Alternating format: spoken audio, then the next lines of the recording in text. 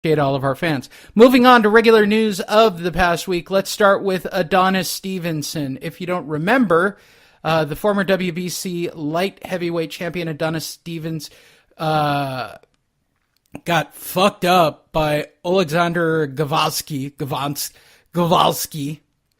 After the fight, Stevenson began to have physical issues, dizzy. He was taken to the hospital. He was placed in a medically induced coma. It was several weeks before Stevenson regained consciousness. Stevenson's fiancée, Simone God, good Lord, has now revealed that he has taken his first steps since that fight. From his girlfriend, Simone Sissy God. Fuck. I hate those names. As the first months of 2019 slowly come to a close, I'd like to share an update on the health of our beloved boxing champion. Beloved? That's a strong word. Beloved boxing champion Adonis Stevens. Last month, I disclosed that Adonis had woken up and was healing from his injuries in the private company of his family and dedicated medical team. By the way, this sounds so written by Adonis's PR person, I don't know what to say. Today, I am happy to share that after months of grueling workouts and physical therapy, Adonis has taken his first few steps and is working towards walking independently. Despite his champion health, these improvements to his condition have not been easy. Adonis has pushed himself as the true champion that he was, not that he is, that he was, baby.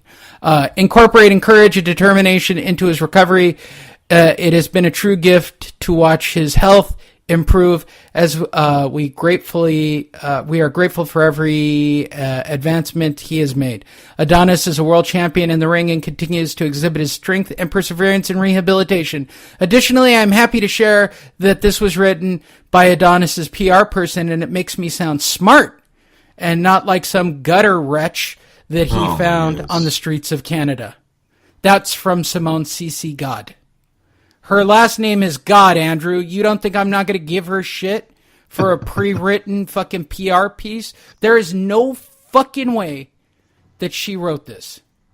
Oh, stop. You don't know that. But, okay, let's get back to the core of the matter. He's up and walking. That's really good news. He took the fucking really good ass. News. He got a fucking beating in that ring. Most of the time, an induced coma does not end with the fighter walking 3 weeks, 2 weeks later. You know, these things are always a serious matter in boxing. So the fact that Adonis' recovery is become, this fast, or he had this much progress this early, that's a good sign for him. It's weird they haven't really released any videos of him. With the way social media is you'd think he would have put out for his fans. I actually haven't seen anything like that hit my feed. So yeah, hopefully soon he'll be able to make a video for his fans, thanking everyone for Does he have fans? Let's be honest. This was a man who used to sell out arenas in Canada. Now, is he a crossover star? Probably not, Lee. But in Canada, you'd think he would have enough fans to at least put out the thumbs up video, right? That he's doing all right. So hopefully we get that soon. Then we can actually see, that he's doing okay. Bob Arum says Crawford versus Spence is big enough for a co-pay-per-view event. Okay. New York. Well, I know. What did he say? Yeah, right. While the options were limited for pound star Terrence Crawford within his own promotional circle, his handlers knew it was going to take some creative angles to get him the marquee fights. Enter Amir Khan. Khan was mulling offers between fighting Crawford, Kell Brooks, etc. For his legacy was too much to pass up. Crawford's promoter, Bob Arum, of Top Rank, has made strides at reaching on the other side of the street, as many like to call it, when talking about the PBC. Most of the bigger names in the welterweight division are found within PBC stable. Arum reached out to Danny Garcia and reportedly offered $3 million, Andrew, to which Garcia turned it down, going, I make more with the PBC. Don't be stupid, Bob. Arum says he will keep trying. Which is a lie. I know. We all know now. Arum says he will keep trying, but the onus is not on him to accept. This is what Bob had to say. It's up to them. Fucking shitbags on the other side of the street. We reached out for the fight, Andrew. We reached out to Danny Garcia. We offered him a lot of money. He's getting in his fight, and he said no. And we don't have to force the fight, right? I look at Porter and Garcia and Thurman as being average fighters. I like the Europeans. Did you know that, Andrew? Yes, I did. That's so hard on my voice. By the way, Andrew, I think Spence is the best welterweight out there. These fighters have been turning down fights for a while now. Look at Eddie Hearn just put out a 20-minute video last week about how many offers Deontay Wilder has given up. Basically, a whole insight on their negotiating, if anyone wants to watch. It is on our page. It's 20 minutes long. The offers were legit. He's saying they're real. He's saying you can believe them or you don't have to believe them. It doesn't matter. This is what happened. This is my side of the story. We're talking 40% cuts with guaranteed rematches in America. Like these deals seem sweet as hell, especially for where Anthony Joshua was at the time compared to Deontay Wilder. It did not seem like they were trying to rip Deontay Wilder off. These guys have just had no interest in fighting him, just like they had no interest in fighting Klitschko. Then you turn to the welterweight division. Hell, Jesse Vargas turned down Miguel Cotto. Mikey Garcia turned down Miguel Cotto. You guys, these are pay-per-view events. These are events that are going to make both of these fighters true household names. Nah, wanted no part of it. So who takes it? Saddam Ali, and then beats him. You know, it's amazing how you know they all talk about Al Heyman being the whisperer of boxing, yet his fighters have looked like businessman. I guess that's the new name for coward. You know, when you don't want to prove you're the best, Andrew, right? I'm sorry to interrupt. No. Wait a minute. Okay. In this sport, there are prize fighters, right? You get paid for proving you're the best fighter in the world, and the PBC don't run by that at all. Go ahead, Lee. Sorry. No. Just say his name correctly. It's Al Ellerby. Yes, sir. Al Ellerby. This is no surprise. This is no surprise. Danny Garcia turning down this money. Danny Garcia is a nobody today. Danny Garcia is a gatekeeper of the welterweight division. He's one loss away from being on the undercard the rest of his life. Danny Garcia can't even sell out his hometown. How about that? So it's sad that he could think he could turn away $3 million at this point in his career. Amir Khan, you know, this is a win for Amir Khan. Amir Khan's going to get paid. And as long as Amir Khan don't get knocked out, the Kell Brook fight is still good over there. No one is expecting him to win against Terence Crawford, so he just has to look good.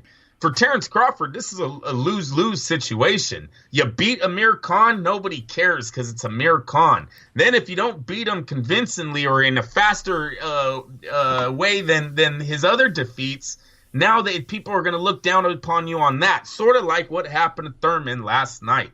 Josito Lopez with 6 losses, 3 times been knocked out.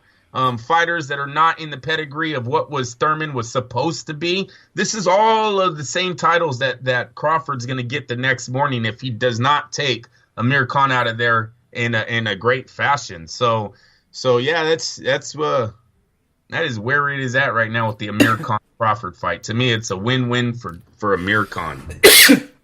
Anthony Joshua popped his head up this past weekend. I thought Fury beat Wilder. Fury is a huge fight for me. IBF, IBO, WBA, WBO, ABC heavyweight champion of the world.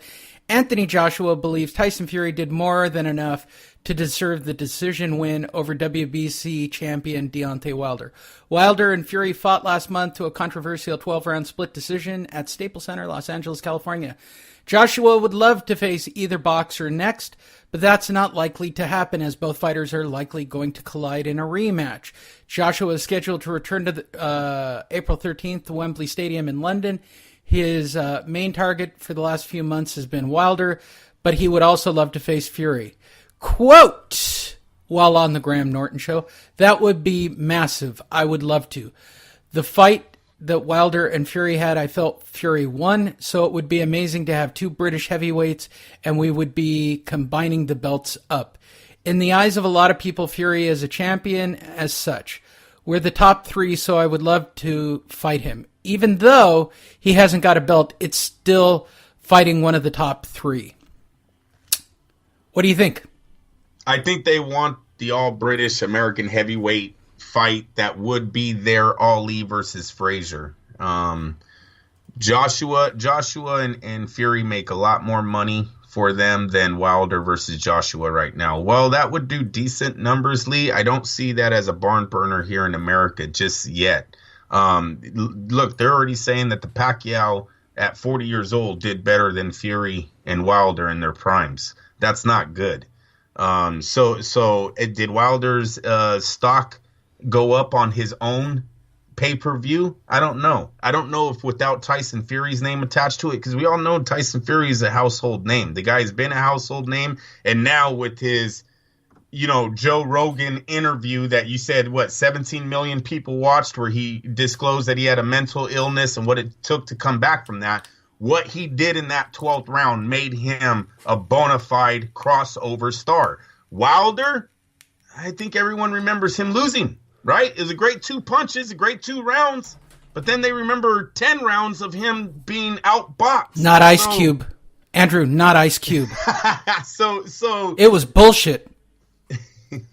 I know. They'll always have that conspiracy in the 12th round. They'll always have that. But hear me out. The Joshua Eddie Hearn, I think they want the Fury fight. The Fury fight breaks records, and it's legend. You understand? That makes one of those men are going to be a legend after that night. They will be the Muhammad Ali of British boxing, especially Tyson Fury, you guys. Tyson Fury, man, what an absolute astonishing career he has if he ends it in Wembley with Joshua and becomes unified champ. It's an incredible run, because you know what? Pop in the Fury Wilder tape 10 times, you're going to have Fury winning 10 times. I don't give a fuck what the decision was, you guys. The first of 2 stories about Adrien Broner this morning for Andrew and I, or to whenever you're listening to it. This isn't very evergreen on my part. Let's first talk about the numbers. This is by Michael Rosenthal of BoxingScene.com, the source for boxing online. Has Adrien Broner's act run its course? Broner is a good self-promoter, even if he gets crude in the process. He followed the lead of the best self-promoters in the business and his mentor, Floyd Mayweather. The problem for the problem, he actually wrote that, the problem for the problem. I love that. Good for you. Kudos, Rosenthal. The problem for the problem is that he hasn't been able to back up his words for over a past half decade, as his one-sided loss to Manny Pacquiao last Saturday once again demonstrated. He talked a good game, as he always does, but he gave precious little once the opening bell rang. Broner, now 33-4-1 with 24 knockouts, is a good fighter, as his titles in 4 weight division indicates, but he hasn't been an exceptional one since he grew out of the lightweight division.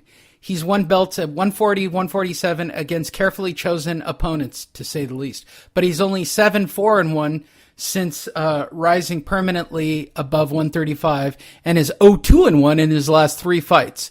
And the 4 losses came against arguably opponents, the best opponents of his career. Marcos Maidana, Sean Porter, Mikey Garcia, and now Pacquiao, meaning he fell short when it counted the most. Why has Broner, who is only 29, struggled?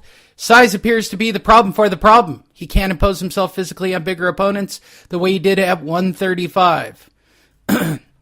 Moving on into the article to which Andrew brought up. Broner's stick is one of the reasons he was selected for Pacquiao's latest opponent.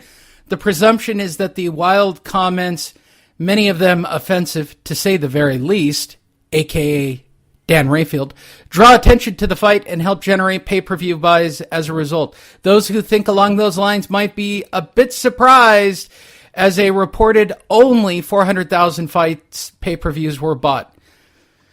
Andrew, is this the end of the problem? The problem? It's the end only if he stays at the welterweight division. As we went over last week, I think he has a few fights at the junior welterweight division before he's finally asked to not return any more to these main events. So no, I think there's a career. Now, about the 400,000 buys, Lee, this would be like the heavyweight fight that we seen in December with Wilder and Fury. this would be a good number if you weren't paying the fighters so much money.